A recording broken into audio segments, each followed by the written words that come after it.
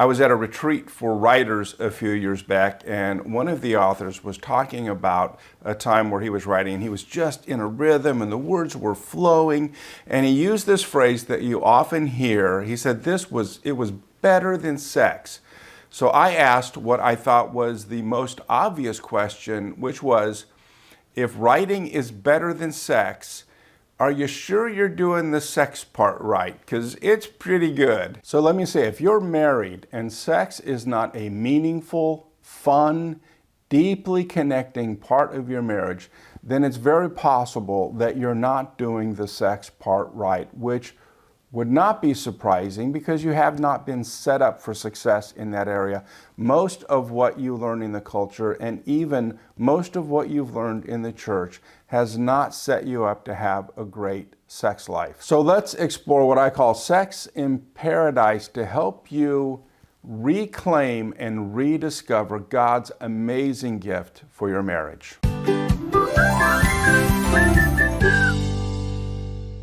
Hi everybody, I'm Greg from Heart Tools, where we make it simple to build great relationships. And I've seen a fascinating swing in cultural attitudes towards sex in my lifetime. I was born in the early 60s, and I would say probably for the first half of my life, the main cultural attitude towards sex was simply, sex is fun. You don't need to be married to have sex. You don't need a whole bunch of rules and regulations around it. That will spoil it. Sex is fun. And that was what was known as the free love movement. But for the last couple of decades, there has been another cultural attitude that has risen to compete with the sex is fun message, and that is, sex is dangerous. Sex is dangerous for women because they can be exploited. Sex is dangerous for men because it leaves them open to accusations that may or may not be true. So sex is fun, but at the same time, sex is very dangerous, and we're at a point now where research shows that people are having sex a lot later in life and a lot less in life because while sex is fun, it's also dangerous. And the reality is, sex is both. For a lot of us, we can remember back, and our greatest experiences and our greatest memories in life have to do with sex. And a lot of us can think back, and our biggest traumas or our greatest failures in life have to do with sex. Sex can cause a lot of joy, and it can cause a lot of pain. And that's why I always say sex is like nuclear power. It can light up your city or it can melt it down. At the same time, there has been an interesting conflict, I think, in the church's attitude towards sex. In that, while there is a rising awareness of the reality of sexual addiction and that we can use sex addictively in the same way that we can use drugs or alcohol or gambling or food addictively, there's been a rising awareness of that. There has been almost a complete lack of awareness of the reality of sexual anorexia and how that can harm us.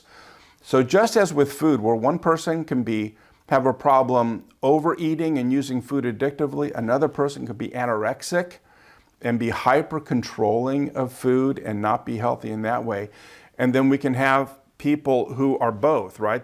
We call that bulimia, where they binge and they purge. They go from times of overeating to times of complete control. Well, we can do that with our sex life as well, where we move from being out of control to being hyper-controlling. And quite often in that church, that sexual anorexia posture is almost seen as a cure for sexual addiction. And what is missing is this idea that sex is a wonderful gift from God, that it is deeply bonding and meaningful, that it can be fun, it can be playful, it can be thrilling.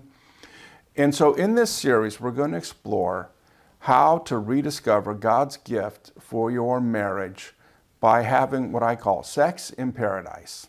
Paradise is a Persian word that means walled garden. So there's two ideas combined there, right? There's the idea of a garden, a place of sensual delight, a place to get lost in a richness of sights and aromas and textures. But it's also walled. There's a barrier that keeps out anything dangerous. And I believe that if you want to have a great sex life in your marriage, you need to complete two tasks. The first thing you need to do is build a wall, because sex at its best is playful, and people do not play where there is danger.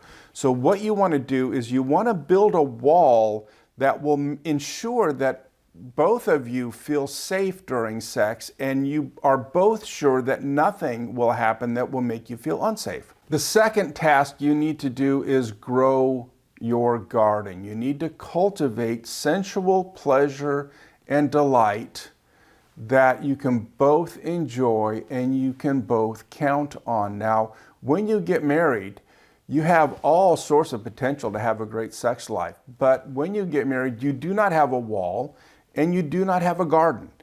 Both of those things are tasks that you need to complete together. Now, in our next video, we're going to begin the work of building a wall together. But for this video, I would encourage you to have a conversation with your spouse about the things we've discussed here and the current state of your sexual relationship. Now, to help you do that, I've created the Sex in Paradise Workbook, and I'll provide a link where you can get a copy of that. But for each one of these videos, the workbook will have three sections. The first is a personal reflection section, a series of questions that will help you unpack your reaction and what you believe about each of these topics.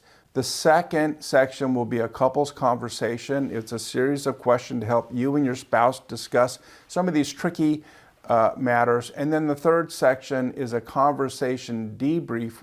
You'll come away from your conversation with your spouse and decide, here are the simple steps I'm going to take in order to build a wall. Here's the simple steps I'm going to take to continue to grow our garden.